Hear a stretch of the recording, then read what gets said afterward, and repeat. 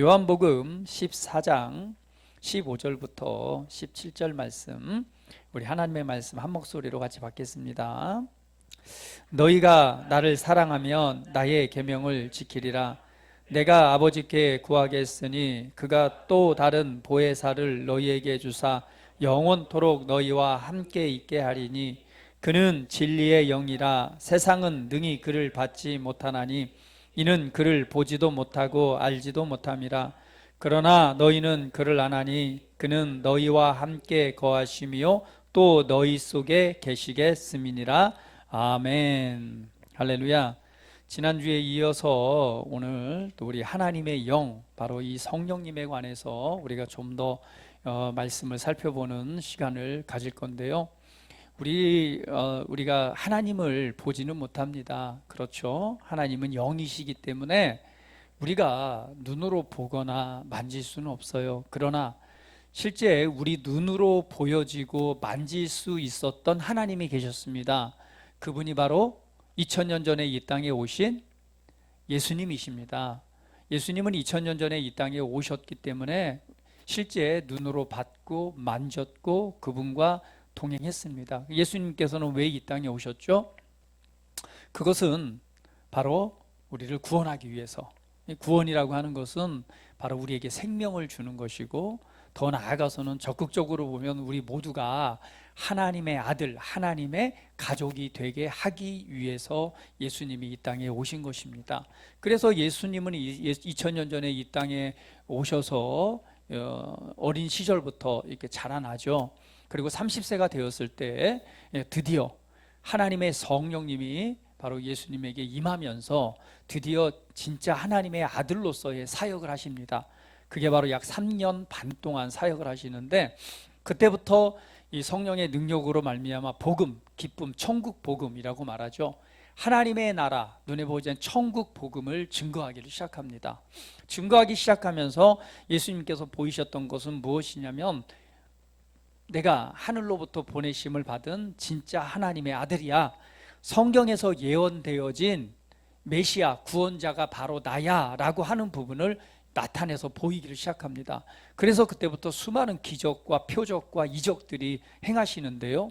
표적이라고 하는 것은 바로 어떤 의미냐면, 예수님이 하나님께로 보내심을 받은 하나님의 아들이란 것을 보여주는 것이 바로 표적입니다. 그래서 그러한 표적들을 통해서 보이시는 여러 가지 기적도 있고 표적도 있지만, 그래서 예수님께서 첫 번째로 이 땅에 오셔서 행하셨던 기적이 여러분 뭔지 아세요? 첫 번째의 표적이 뭔지 아세요? 표적. 표적은 그분이 하나님의 아들이라는 것이잖아요. 첫 번째 표적이 뭐예요? 네. 가나의 혼인잔치에서의 표적입니다.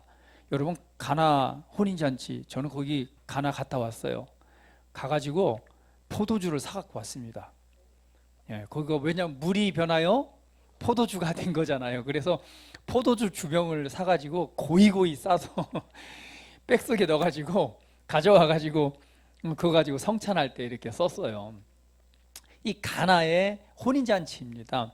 근데 왜 하나님께서 이 혼인잔치를 첫 번째 표적으로 삼으셨을까? 그 혼인잔치는 하나님과의 우리의 관계를 보여주는 대표적인 모습입니다. 혼인잔치는 나중에 예수님이 다시 오셔서 신랑 되신 예수님과 신부인 교회가 혼인이 이루어지는 그 실제를 보여준 것이 바로 이 가나의 혼인잔치입니다. 그래서 이 혼인잔치에는 뭐가 부족했죠? 잔치가 진행되는데 포도주가 떨어진 것이죠.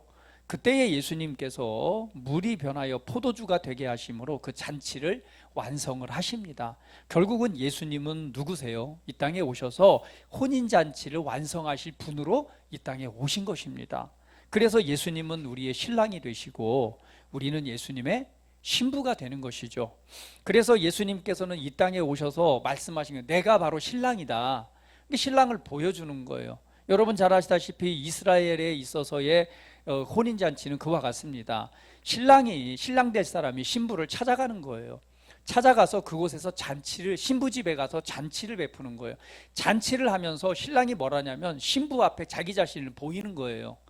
내가 바로 신랑이야. 신랑 될 사람 나는 이런 사람이야 라고 하면서 이 3일 동안 잔치를 베풀면서 계속 신부 앞에 보이는 거예요.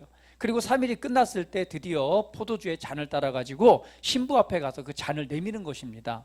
그때 신부가 신랑을 유심히 보잖아요. 이게 신랑으로 내가 받아들일 사람인가, 나를 맡길 사람인가 보다가 드디어 포도주 잔을 내밀면 그때 그 포도주 잔을 받는 거예요. 받으면은 그때 정혼 관계가 이루어집니다. 그러고 나면 신랑은 다시 집으로 돌아가는 거예요. 돌아가서 1년 동안 그 처소, 그러니까 함께 살 집을 마련하고, 그리고 기간은 1년이지만 사실 언제 올지 몰라요. 다시 신부를 데리러 오는 거, 그게 바로 혼인 잔치입니다. 그러니까 예수님은 이 땅에 오셔서 뭐라고 말하냐면은 내가 바로 신랑이야. 내가 너의 신랑이 될 거야 라고 이 땅에서 그분이 하나님이심을 보여주는 사역이 뭐냐면 3년 반 동의 사역입니다. 그것을 보고 사람들이 예수님을 뭐예요? 그가 내미는 포도주 잔을 받아들인 자는 뭐가 되는 거예요? 예, 신부, 이 정혼 관계가 이루어지는 것입니다. 할렐루야. 저와 여러분은 뭐예요? 그 예수님을 이 받아들인 자들이죠. 그래서 누굴 기다리는 거예요? 지금 교회는 다시 오실 신랑을 기다리고 있는 거예요. 그래서 예수님께서 3년 반의 사역을 딱 끝나고 나서 십자가에 죽으시고 부활하신 이후에 다시 어디로 가세요? 다시 아버지 집으로 가는 거예요. 아버지 집으로 가시면서 뭐라고 말씀해요? 내가 이제 처소가 예비되면 너희를 데리러 올 거야. 기다리고 있어 하면서 처소를 준비하러 가시는 거죠. 그 처소를 준비하러 가시니까 제자들이 깜짝 놀랐어요. 아니, 우리 옆에서 함께 동행하던 예수님, 무슨 일이든 어떤 상황이든 놀라운 기적으로 그 상황을 극복하신 예수님, 우리에게 위로와 힘이 되셨던 예수님이 가신대요. 가셔가지고 내가 나중에 다시 처소가 준비되면, 집이 준비되면 너희를 데리러 올게 하시면서 가신다고 하시니까 제자들이 깜짝 놀란 거예요. 아니, 예수님, 예수님 있을 때는 어땠어요? 그냥 배를 타고 가다가 풍랑이 일어나면 예수님 깨우면은 예수님이 바람과 파도야 잠잠하라 하면은 막 잠잠해지고요. 수많은 병든 사람들, 불치병에 걸린 사람들이 낫고자 오면은 막 치유가 되고 회복이 되고, 뭐 무리를 걸으시고, 그냥 말씀을 듣기 위해 모인 사람들이 배고파서 먹을 것이 없을 때에 어린아이 도시락을 가지고 5,000명, 4,000명, 7,000명이 먹고 남음이 있는 놀라운 기적들을 보면서 이 제자들의 위로와 힘이 됐단 말이에요. 그런데 그분이 가신다고 하니까 어때요? 여러분 생각해 보세요. 여러분 옆에서 여러분이 가장 의지했던 사람, 가장 신뢰하고 가장 따랐던 그분이 여러분을 떠나간다고 생각해 보세요. 얼마나 외롭고 슬프고 정말 암담하겠어요. 그때의 제자들이 막 불안해서 어떡하지 할 때 예수님께서 말씀하신 거, 야, 걱정하지 마. 내가 너희를 고아처럼 내버려 두지 않고 내가 또 다른 보혜사를 보낼 건데 그가 너희와 영원토록 함께 있을 거야. 할렐루야. 바로 그분이 성령 하나님, 그래서 하나님의 영, 성령님이라고 말하는 거예요. 우리 지난주에 성령님에 관해서 말씀을 나눴다면 오늘은요, 바로 이 성령님의 사역을 좀 더 이해함으로 말미암아 우리가 신앙생활 하는데 이 땅 가운데 있을 때 홀로 내버려 두지 아니하고 오늘 우리 가운데 보내신 성령님이 나와 함께 하시는 은혜를 우리가 알므로 여러분 정말 승리하는 삶, 그리고 하나님이 도우시는 놀라운 삶을 좀 경험하고 살아내는 은혜가 있기를 축복합니다. 우리 한번 고백합니다. 나는 영입니다. 다시 한번, 나는 영입니다. 다시 한번, 나는 거듭난 영입니다. 할렐루야. 거듭났다라고 하는 것은 다시 태어났다라고 하는 거예요. 저와 여러분은 다시 태어난 사람입니다. 여러분들이 예수님을 믿고 영접하고 그리고 세례를 받으면요, 다시 태어난 사람들입니다.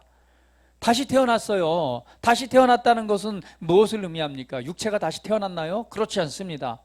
육체가 다시 태어나긴 했어요. 물속에 잠겼다가 탁 나왔으니까. 그러나 진짜 다시 태어난 것은 우리의 육체가 아니라 우리 몸 안에 있는 진짜 나. 이 육체는요, 여러분 한계가 있습니다. 강건하면 70이고 80이지만 요즘에는 100세는 살더라고요. 이 100세가 되고 나이가 들면은 육체는요 쇠잔해지고요. 그러면은 흙으로 돌아갑니다. 그러면 이 몸 안에 살고 있는 내가 있어요. 그것을 성경은 영이라고 말합니다. 그래서 몸 안에 살고 있는 내가 진짜 나예요. 그러면 하나님께서 우리에게 은혜를 베푸신 건 뭐냐면, 우리를 거듭나게 새롭게 태어나게 하신 건 육체가 아니라 이 육체 안에 살고 있는 영이, 내가 진짜 새롭게 태어난 것입니다. 나는 누구냐? 따라해보면 나는 거듭난 영입니다. 다시 태어난 영입니다. 하나님께로부터 다시 태어났기 때문에 하나님의 아들이 되는 거예요. 할렐루야. 육신적으로 따지면 우리가 어떻게, 우리 육신적으로 따지면 아버지 씨를 받아서 태어났어요. 이 사람 얼굴 한번 보세요. 여기서 얼굴 보시면요, 저 얼굴이 그분의 아버지 얼굴이에요. 저도 나이 들어가니까 우리 아버지 점점 닮아가더라고요. 보세요 한번. 딸들은 거의 엄마 닮고요. 저 보세요. 우리 박광기 우리 사장님도 와 계신데, 우리가 저 아버지를 뵈진 않았지만 분명히 저 얼굴이 아버지 얼굴이에요. 왜? 거기서 씨를 받았으니까. 그러나 오늘 하나님께서, 우리는 이 영이 진짜 내가 누구의 씨를 받아서 태어났어요? 하나님의 씨를 받아서 태어났단 말이에요. 그래서 썩어지지 아니할 말씀의 씨로 거듭났다라고 말하는 거예요. 그 말씀의 씨를 통해서 거듭난 나, 그렇기 때문에 우리가 뭐가 되는 거예요? 하나님께로부터 난 자, 그래서 하나님의 아들이 되는 거예요. 무엇으로? 법적으로. 따라해봅니다. 나는 법적으로 하나님의 아들입니다. 이것은요, 이게 호적에서 팔 수가 없어요. 파지지가 않아요. 왜? 하나님께로 태어났기 때문에. 내가 지금 예배 생활 잘못하고 기도 생활 잘못하고 예배드리 이렇다 한다 할지라도 이건 변하지 않아요. 나는 하나님의 아들입니다. 근데 그 아들이 잠시 집을 떠나서 방황할 수는 있어요. 우리 탕자 비유 잘 알잖아요. 자기 작은 아들이 재산 소유 받아가지고 밖으로 그냥 자기 마음대로 살고 싶어서 가잖아요. 유리 방황하지만 결국에는 어디로 돌아와요? 아버지 집으로 돌아오잖아요. 그래서 내가 신앙생활 잘하던 잘못하던 상관없이 여전히 나는 뭐예요? 거듭난 하나님의 아들이 되는 것입니다. 아들이기 때문에 아버지는 언제나 그 은혜의 자리에 오기를 기다리고 있고 언제나 돕기 위해서 늘 준비하고 계세요. 할렐루야. 우리는 영입니다. 그런데요, 오늘 우리가 영이기 때문에 우리는 어떻게 살아가야 돼요? 영이기 때문에 영적으로 살아가야 되는 거예요. 그래서 하나님께서 우리의 영 안에 바로 하나님의 성령, 바로 하나님의 영, 또 다른 보혜사를 보내셨다라고 말합니다. 요한복음 14장 16절 오늘 본문 말씀 한 번 더 읽어볼게요. 자, 같이 읽어볼게요. 시작. 내가 아버지께 구하겠으니 그가 또 다른 보혜사를 너희에게 주사 영원토록 너희와 함께 있게 하시리니. 여기 보니까 내가, 예수님이 말하는 거예요. 내가 아버지 앞에 구할게. 근데 그 아버지께서 또 다른 보혜사를 너희에게 주사 영원토록 너희와 함께 있게 하시겠다. 약속을 잘 보세요. 또 다른 보혜사를 너희에게 주사 영원토록 너희와 함께 있게 하시겠다. 영원토록 함께 있게 하시겠다. 영원토록 함께 있게 하시겠다. 그러니까 영원토록 떠나지 않고 영원토록 함께 있게 하시겠다는 거예요. 예수님이 지금은 하늘로 가시지만, 예수님이 지금은 제자들을 떠나서 이 땅을 떠나서 아버지께로 가지만, 예수님은 가시지만 무엇을 보낸다는 거예요? 여기에 보면 또 다른 보혜사라는 단어가 있습니다. 여기서 또 다른이라는 이 헬라어 원어에는 두 가지가 있어요. 하나는 알로스라는 단어고 하나는 헤테로스라는 단어예요. 이건 이 헤테로스라고 하는 것은 본질적으로 다른 것을 의미합니다. 근데 예수님께서 여기에서 쓴 단어는 알로스라는 단어예요. 알로스는 뭐냐면요, 같은 종류예요. 같은 종류의 또 다른 개체를 말합니다. 그러니까 예수님께서 내가 또 다른 보혜사를 보낼게 하는 건 뭐예요? 나와 똑같은 또 다른 개체를 보낼게, 이 말이에요. 그러니까 쉽게 표현하면 뭐예요? 내가 가지만 나와 똑같은 누구를? 하나님을 내가 너희에게 보낼게, 이 말이에요. 하나님의 아들이신 육체로 오신 예수님이 이제 내가 아버지께로 가지만 나와 똑같은 하나님을 너희에게 보낼게. 근데 그분이 뭐라고요? 여기 보니까 보혜사라고 말합니다. 보혜사. 이게 이제 우리나라 이거 언어로 번어서 보혜사인데요. 보혜사니까 뭐 좀 그렇잖아요. 그렇죠? 사실은 파라클레토스, 이게 무슨 말이냐면요, 돕는 위로자란 뜻입니다. 그러니까 이거죠. 예수님께서 야, 내가 이제 하늘로 아버지께로 가. 그러나 너희 걱정하지 마. 내가 너 혼자 내버려 두지 않고 너를 돕고 너를 위로해 주는 나와 똑같은 하나님을 보낼게. 그런데 그 하나님이 너와 영원토록 함께 있을 거야. 할렐루야. 얼마나 위로가 되는 말씀이에요. 예수님이 함께 계셨던 예수님이 아버지께로 가지만 예수님과 똑같은 하나님의 영을 우리 가운데 보낸대요. 근데 그분은 뭐 하기 위해서라고 말해요? 파라클레토스. 그건 뭐예요? 위로와 돕는 자. 그래서 그 원어적 의미는 뭐냐면요, 돕기 위해서 기름 부음을 받았다라는 말이에요. 그러니까 하나님께서 보내시는 영은, 그분의 사역은 뭐냐면, 예수님께서 아버지께서 보내실 때 무엇을 위해서? 저와 여러분 각 사람에게 이 하나님의 영이 임하잖아요. 근데 무엇을 위해서? 위로와 도움을 주기 위해서. 목적이 그거예요. 목적이 뭐냐면 돕고 위로하기 위해서. 할렐루야. 할렐루야. 하나님이 얼마나, 이게 정말 얼마나 세밀하시고 얼마나 세부적으로 우리 사랑하셔서 우리를 위해서 행하셨는지 알지 못합니다. 정말 놀랍습니다. 그분은요, 뭐 하기 위해서? 하나님의 영을, 예수님과 똑같은 영을 보내시는데 그 사역의 본질이 뭐예요? 돕기 위해서 기름 부음 받았어요. 돕기 위해서 보내심을 받았어요. 위로자가 되기 위해서 보내심을 받았어요. 자, 누구를? 나를. 다시 한번 우리 하면 나를 돕고 위로하기 위해서 하나님께서 오셨습니다. 그분이 바로 하나님의 영, 바로 거룩한 영, 우리가 성령이라고 말하는 거예요. 하나님의 영이 그러한 목적을 가지고 보내심을 받은 거예요. 그러면 우리가 이 보혜사, 파라클레토스, 돕는 위로라는 이 전체적인 의미가 있지만 그 단어를 우리가 좀 더 살펴보면은요, 실제 우리가 돕고 위로하는 데 있어서 그분의 사역이 어떤 일로서 우리를 돕고 계신가를 우리 정확하게 볼 수가 있습니다. 그래서 이 보혜사라고 하는, 파라클레토스, 돕는 위로자라고 하는 그 이름의 의미에, 사역의 의미를 좀 살펴보므로 여러분이 하나님께서 여러분을 돕기 위해서, 저와 여러분을 돕기 위해서 여러분 안에 보내신 그분과 교제하고 동행하면서 정말 위로와 평강과 기쁨과 이 은혜를 누리는, 좀 그것을 만끽하는 삶을 살아가시기를 예수님의 이름으로 축복합니다.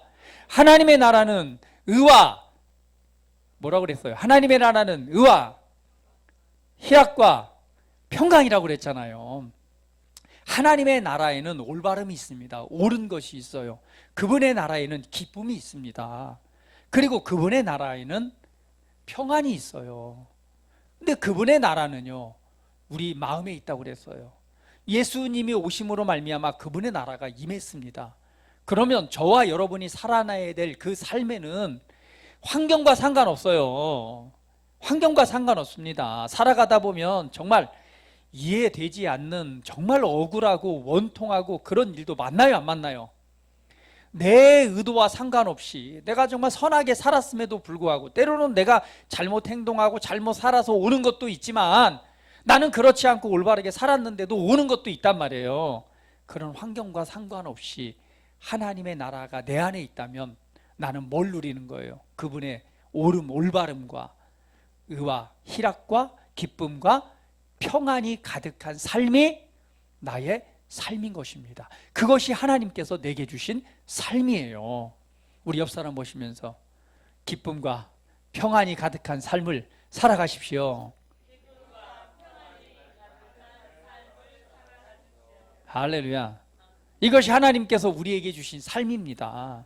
우리를 아들로 삼으셔서 희락과 기쁨의 삶을 살아가라고 이 세상 가운데서 이풍진 세상을 만났으니, 이풍진 세상에서 그냥 이리 휘둘리고 저리 휘둘리고 앞으로 갔다 뒤로 갔다 주저앉았다 천국과 지옥을 왔다 갔다 하지 마시고 하나님의 아들 하나님이 주신 희락과 평강의 삶을 살아가라. 어디서 이 파도가 치고 막 일렁이고 하더라도 그거에 요동하지 말고 내가 너에게 준 그 나라의 은혜 속에서 살아가라 라고 말씀하시는 거예요. 자, 그러면 이 파라클레토스는 어떤 실제적인 이제 구체적인 어떤 의미가 있냐면, 첫 번째는 상담자라는 의미가 있습니다. 이게 성령님의 사역입니다. 상담자. 여러분, 상담자라고 하는 것은 뭐예요? 상담자는 조언자입니다. 그러니까 하나님께서는 조언해주고 상담해주기 위해서 오늘 보내심을 받아서 내 안에 계시다는 거예요. 할렐루야. 그래서 그분께서는요, 하나님께서는 나를 도와주고 위로해 주는데 어떠한 모양으로? 상담으로, 조언하는 것으로. 우리가 인생을 살아가다 보면 정말 어때요? 많은 사람들이 그 문제에 대해서 조언을 얻기 위해서 뭐 상담도 하고 뭐 찾아가기도 하고 그렇습니다. 뭐 그것도 많은 도움이 되지만 하나님께서는요, 실제 그분은 뭐가 되신다는 거예요? 성령님은 우리에게 있어서 조언자, 상담자가 되신대요. 여러분, 시편 한번 말씀 볼게요. 시편 16장 7절 말씀 한번 읽어볼게요. 자, 같이 한번 읽어봅니다. 시작. 나를 훈계하신 여호와를 송축할지라 밤마다 내 양심이 나를 교훈하도다. 여기에서 내 양심이 나를 교훈하도다 라는 것은 내 마음이 나를 교훈하도다 라는 말하고 같은 말입니다. 이 말은 결국 뭐냐, 우리의 속사람 안에서 나를 뭐한다? 가르쳐 준다는 거예요. 이것이 바로 성령님의 사역입니다. 결국 우리 속사람, 영인 내 안에서 나를 뭐한다? 나를 가르쳐 주신다라는 말입니다. 자, 이 인에 대해서 사도행전 한번 보시면 사도행전 11장 11절 12절 말씀 한번 같이 읽어볼게요. 자, 같이 읽어봅니다. 시작. 마침 세 사람이 내가 유숙한 집 앞에 서 있으니 가이사라에서 내게로 보낸 사람이라 성령이 내게 명하사 아무 의심 말고 함께 가라 하시매 이 6 형제도 나와 함께 가서 그 사람의 집에 들어가니 말씀하며, 자, 그 사람 집에 들어가니 이게 어떤 장면이냐면, 이 베드로가 기도를 하다가 환상을 봅니다. 환상을 보는데요, 하늘에서 이들이 이제 먹어야 될 음식과 먹지 말아야 될 음식이 있잖아요. 이 부정한 음식이 내려오는데 그걸 계속 먹으라고 그러는 거예요. 근데 아니, 이거 부정한 음식이잖아요. 먹으면 안 되잖아요. 먹으라는 거예요. 베드로가 이제 그것을 받아 먹고, 이게 이제 나중에 이제 꿈을 해석해 보니까 어떤 말이었어요? 이방인에게 가서, 고넬료에게 가서 말씀을 증거하라 라는 메시지였어요. 근데 그 메시지를 받았을 때 이것을 지금 예루살렘 교회에 설명하는 장면입니다. 그때 이 베드로의 말을 잘 보세요. 성령이 내게 명하사 아무 의심 말고 함께 가라 하시매 라고 말하잖아요. 성령이 내게 말씀하셔서 너는 의심하지 말고 함께 가라. 그래서 갔더니 뭐 했어요? 그곳에서 복음을 전할 수 있었고, 고넬료의 사람 집에서 사람들이 기도하고 있어. 그곳에서 복음을 전했고, 복음을 전하니까 그때 어때요? 하나님의 성령이 막 임해가지고 사람들이 막 방언을 말하고 막 이런 일들이 일어나잖아요. 그러니까 성령이 뭐 하는 거예요? 가게 하시는 거예요. 말씀하시는, 이게 우리 안에서 이 가이드 해주는 역할을 하신다는 거예요. 그래서 여러분 삶에 있어서 그냥 막 혼자 너무 고민하지 마시고 항상 성령님은 뭐 하시는 분이다? 나에게 있어서 조언자, 상담자로서 보내심을 받았다고. 그분의 사역이 상담하는 사역이기 때문에요, 여러분 어떠한 상황이나 일에 대해서 어떠한 태도를 가지냐면 물어보세요. 할렐루야. 오늘 밤마다 내 양심이 나를 교훈했다라고 말하는, 내 속에서 가르쳐 주시는 은혜에 귀 기울여 보세요. 선생님, 이거 어떻게 해야 되죠? 이 문제에 대해서 정말 답답합니다. 내가 해답을 찾을 수가 없는데, 자, 첫 번째 해답은 말씀에서 있습니다. 우리가 말씀을 이해하고 말씀을 믿는 믿음 안에서 우리가 우리의 위치 태도를 가지잖아요. 그러나 구체적으로 내 삶의 모든 문제에서 이 구체적인 적용사항은 성경에 그대로 나와 있진 않아요. 말씀의 토대 위에서 내가 어떻게 생각하고 어떻게 행동할 것인가의 구체적인 부분은 누가?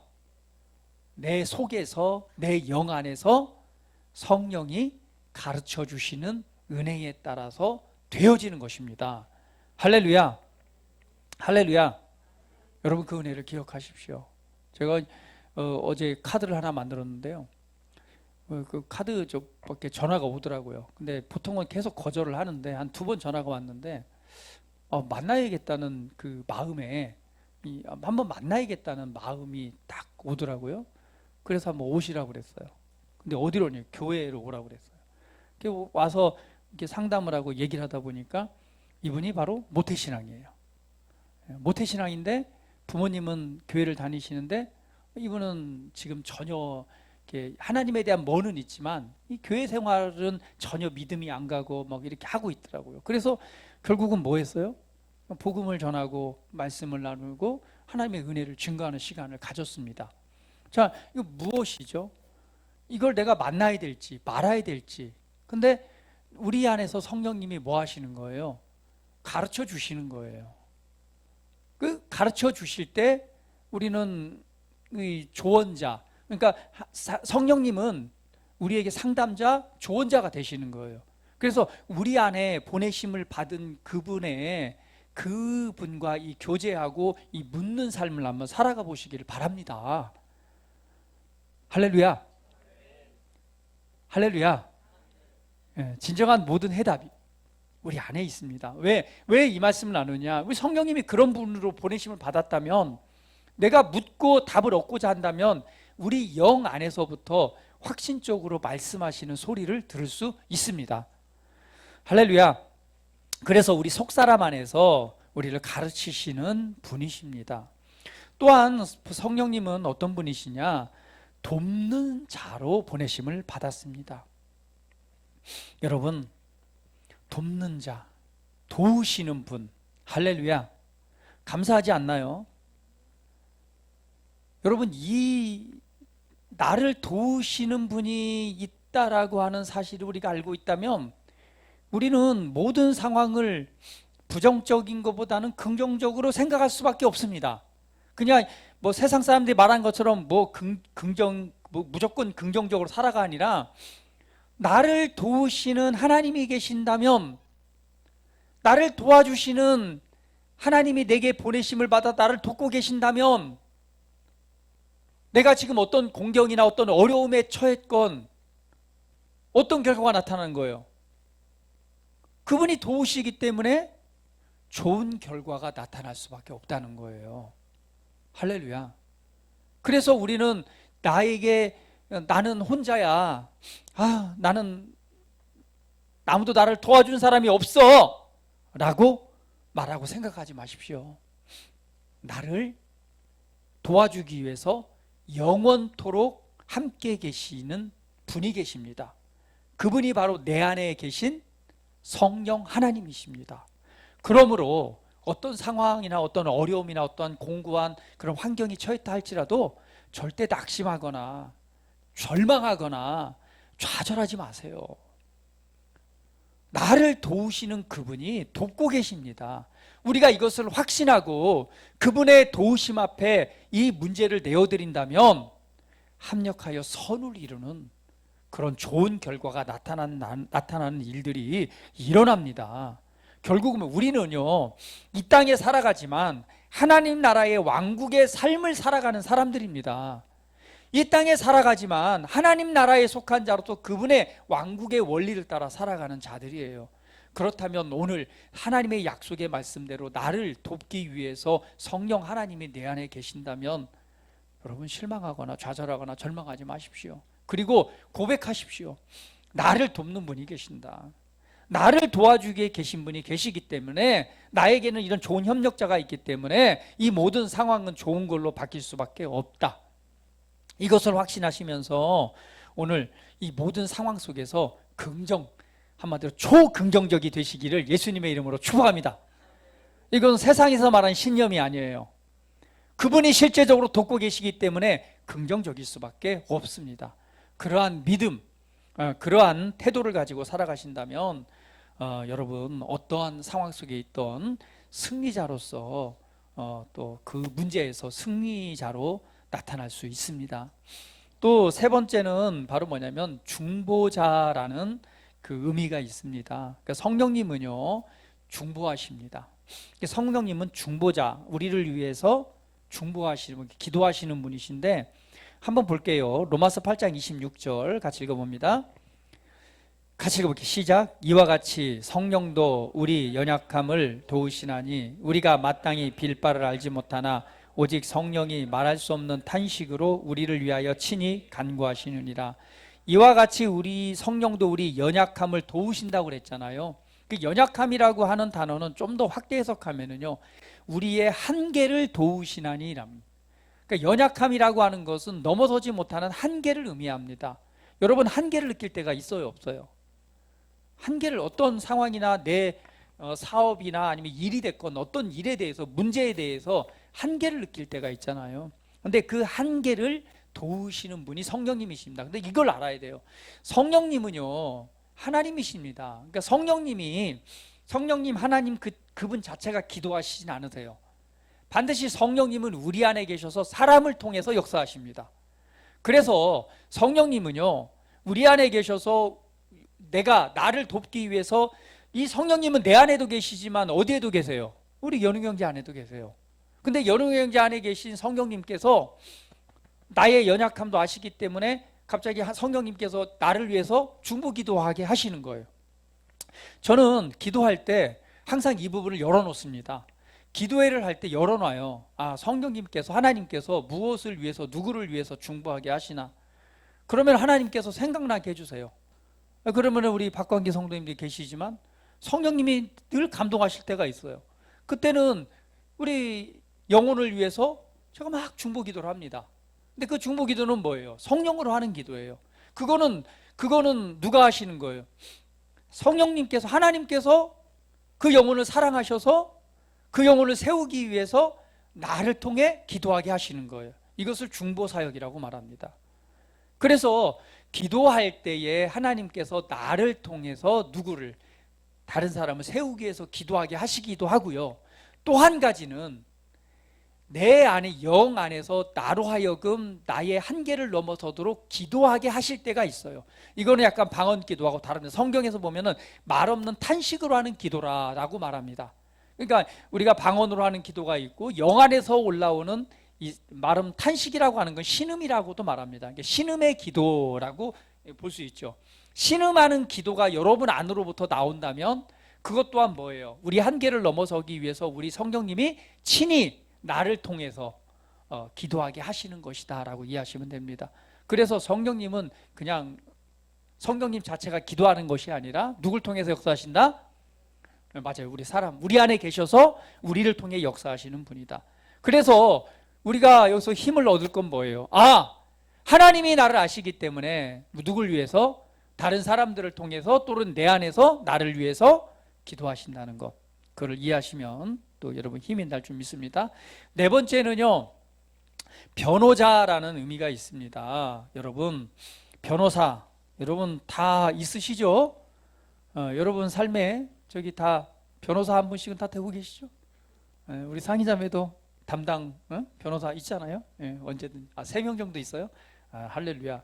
뭐 저 정도는 돼야 돼요. 3명 정도 변호사. 언제든지 무슨 일이 있으면 딱 할 수 있는 변호사. 변호사 뭘 하죠? 나 대신 뭐 해주세요? 그죠? 나를 도와서 내가 할 말들을 정말 기가 막히게 정리해가지고 다 변호를 해주잖아요. 성령님이 바로 우리에게 있어서 어떤 분이다? 변호자라는 거예요. 변호자. 그렇기 때문에 좋은 변호사를 만나면요, 불이익을 당할 수가 있어요, 없어요? 없어요. 불이익을 정말 진짜 잘못된 것도 옳게 만드는 게 변호사들이다. 그건 별로 원하진 않지만, 그렇지만 뭐예요? 불이익을 당할 수밖에 없는 상황도 나는 잘 모르지만 누가? 변호사가 정확하게 법적으로 판단해가지고 이렇게 해서 변호를 함으로 말미암아 불이익이 당하지 않도록 해주잖아요. 저와 여러분의 인생 가운데서 바로 변호자가 되십니다. 누가요? 내 안에 계신 성령님이요. 그분을 여러분 인정하십시오. 그분을 인정하시고 그분은 나의 변호자가 되시는구나. 그래서 어떤 상황 속에서 내가 할 말을 생각나게 해주신다는 거예요. 변호자로서의 그분이 내 안에서 역할을 하고 계시다는 것을 우리가 인정하고 나아간다면 우리 여러분 인생에서 결코 불이익을 당할 수 있다 없다? 없다라고 확언하시면서 오늘 지금은 조금 손해보는 것 같지만 우리 인생이라고 하는 결과를 두고 봤을 때는 결코 뭐 하신다? 손해보지 않게 하신다는 거예요. 그래서 잠시 눈앞에 보여진 것만 가지고 우리가 판단한다면 정말 실망할 때가 너무 많이 있죠. 아니에요. 하나님의 놀라운 계획은 우리가 눈을 들어서 바라본다면 결국은 어떤 일? 결국은 손해보지 않는, 결국은 정말 하나님의 뜻을 이뤄가는 그 삶의 그 결과들이 나타난다는 거예요. 왜? 그분이 우리의 변호자이기 때문에. 다섯 번째는요, 그분은 어떤 분이냐고 말하니까 그분의 사역은 힘주시는 분이십니다. 할렐루야. 그래서 그분은 언제나 저와 여러분에게 위로와 힘을 주시는 분입니다. 할렐루야. 지금도 여러분에게 힘주고 계십니다. 지금도 여러분을 세워주고 계십니다. 낙심하고 힘들 일이 얼마나 많이 있어요. 여러분 직장 생활을 하고 사업을 하고 인생을 살아가다 보면 정말 힘 빠질 때가 있어요, 없어요? 너무 많죠. 제가 어제는요 얼마나 힘이 빠지던지 그냥 진짜 저 금요일 날 우리 여기 기도회 마치고 저기 그 동산 옆에 교회 그 3시간 기도하는데 참석해서 기도를 하고 났더니 뭐 그 부침개를 막 부쳐오더라고요. 근데 별로 좀 뭐 저녁도 먹고 해서 먹고 싶지 않았는데 막 권면을 하니까 좀 먹었어요. 근데 이 먹은 게 딱 걸린 것 같아요. 집에 가서 자는데 이게 꺽꺽대고 이거 꽉 차가지고 사람이 죽겠더라고요. 막 그래서 잠도 못 자고 막 그다음부터 막 뭐지 으실으실하니 막 몸살 기운도 있고 몸도 쑤시고 여기는 차 있고 한 새벽 5시인가 됐더니 이렇게 좀 내려가더라고요. 그리고는 어제는 힘이 얼마나 빠졌는지 힘도 하나도 없어갖고 우리 장 목사님 청소하러 오셨는데 그냥 내가 평소 같으면 걸레질도 하고 도와주는데 하나도 안 도와줬어요. 그런데 하나님은 힘주시는 분이십니다. 그런 상황 속에서 계속 무엇을요? 힘주시는 하나님, 나를 치유하신 하나님, 내게 주신 은혜를 내가 기억하고 믿음으로 나아갈 때에 하나님께서는 온전케 하시고 세우시는 은혜가 있습니다. 여러분, 어떤 상황 속에서도 하나님께서는요 나에게 힘을 주시는 분이십니다. 오늘 하나님 정말 힘 빠지는 날이네요. 근데 성령님은 나를 힘주시기 위해서 보내신다고 그랬는데 저희 힘 좀 주세요. 이렇게 좀 해보세요. 그러면 그분이 도우시는 힘주시는 은혜가 여러분 안에서 더 많이 역사하게 될 것입니다. 마지막으로는요 대기자란 뜻이 있습니다. 이 대기자라고 하는 것은 여러분 무엇일까요? 참 감사하잖아요. 막다른 골목에 이르렀습니다. 막다른 골목에 이르는데 도대체 답이 없어요. 그런데 그 마지막 순간에 누가 있어요? 그 순간에 나를 돕기 위해서 딱 대기하고 계신 분이 계신 거죠. 이 대기자라고 하는 의미입니다. 우리의 힘과 에너지가 다 소진됐어요. 정신적으로나 마음적으로나 다 소진됐어요. 그래서 정말 내 인생은 실패했어 라고 생각되고 절망이 찾아오고 슬픔이 찾아오고 괴로움이 찾아와서 그냥 그런 상황이 있을 때에 더 이상 소망이 없어 이제 끝났어 라고 할 때에 그때에 바로 그 순간에 끝난 게 아닌 거죠. 왜? 내 안에 계신 성령님은 나를 도와주고 위로하고 힘주시기 위해서 마지막까지 대기하고 준비하고 계신 분이 계시기 때문에 그렇습니다. 그래서 여러분 실망하지 마세요. 절망하지 마세요. 낙심하지 마세요. 슬퍼하지 마세요. 언제나 여러분을 채워주시기 위해서 우리 성령님이 내 안에서 대기하고 계십니다. 그러므로 말미암아 내 안에 계신 그분을 인정하십시오. 그리고 그 은혜를 기뻐하십시오. 그리고 그 은혜를 믿음으로 말미암아 오늘 주님과 동행하는 삶을 살아가려고 해보십시오. 우리 그리스도인의 삶 중에 가장 위대한 삶은 바로 하나님의 영이 내 안에 계시는 것이고요, 그 영 안에서 우리가 교제하며 그분과 동행할 수 있는 삶이 그리스도인의 최고의 삶입니다.